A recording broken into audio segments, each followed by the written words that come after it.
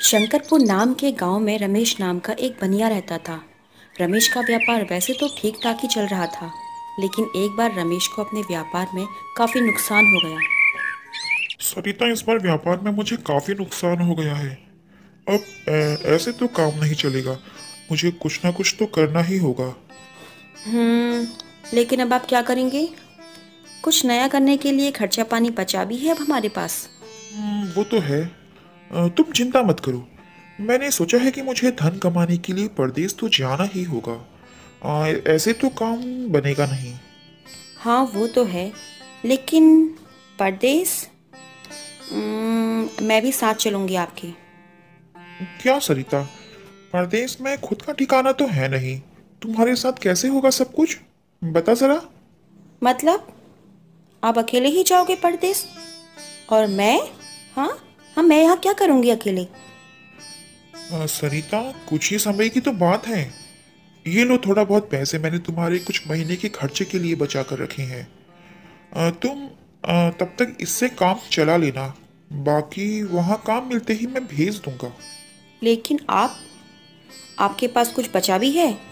मैं वो अपना भारी लोहे का तराजू नहीं है जो, वो महाजन को गिरवी रखाऊंगा।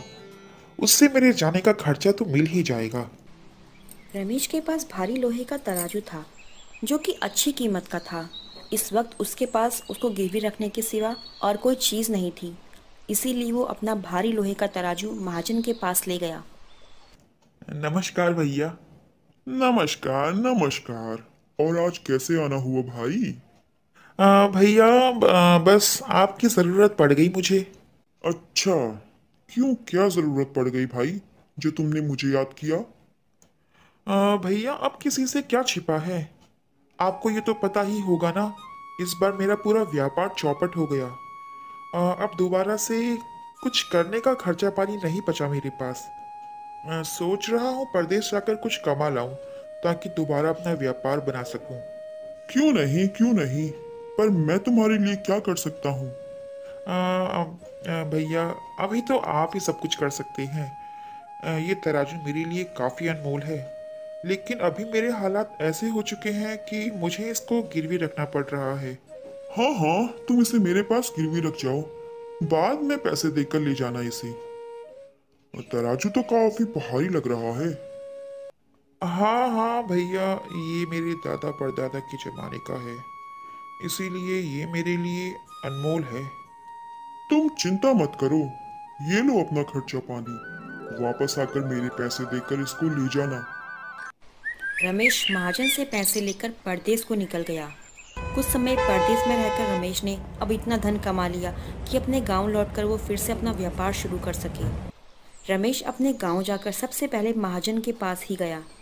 अरे आओ भाई आओ, आ गए तुम परदेश से अपने गांव? हाँ जी भैया, मैंने आपके पास अपना वो तराजू गिरवी रखा था ना, बस वही लेने आया हूँ। ये लो पैसे जो मैंने आपसे लिए थे, पूरे ब्याज सहित हैं।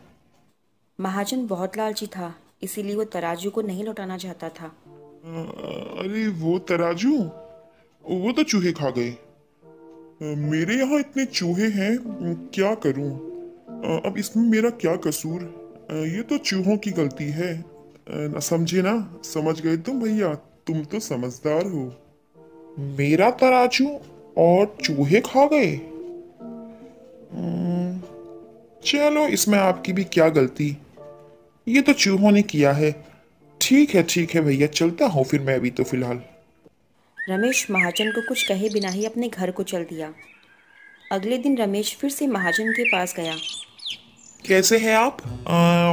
मैं तो नदी में नहाने जा रहा हूँ। सोचा आपसे पूछता चलता बोलूं।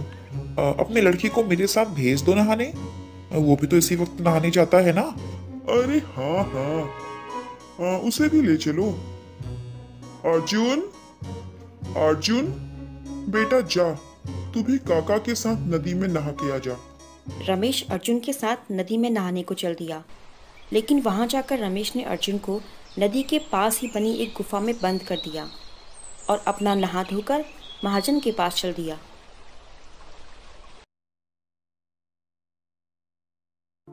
अरे आ गए तुम लोग नहा के?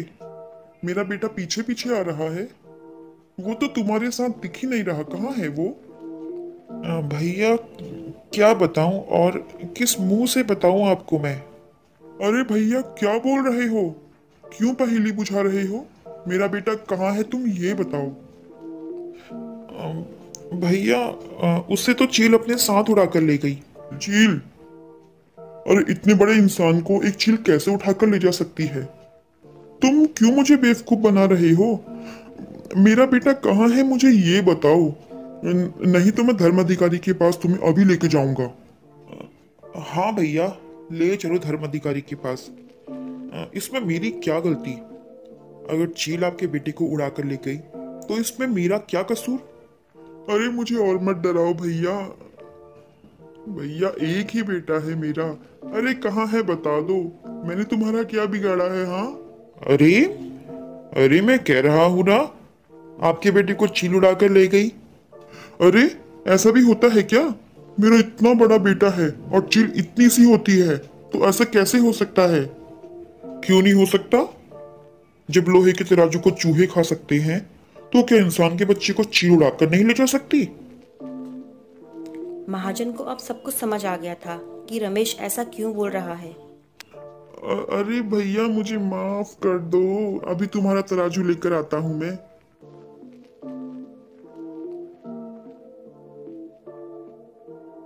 ये लो तुम्हारा तराजू।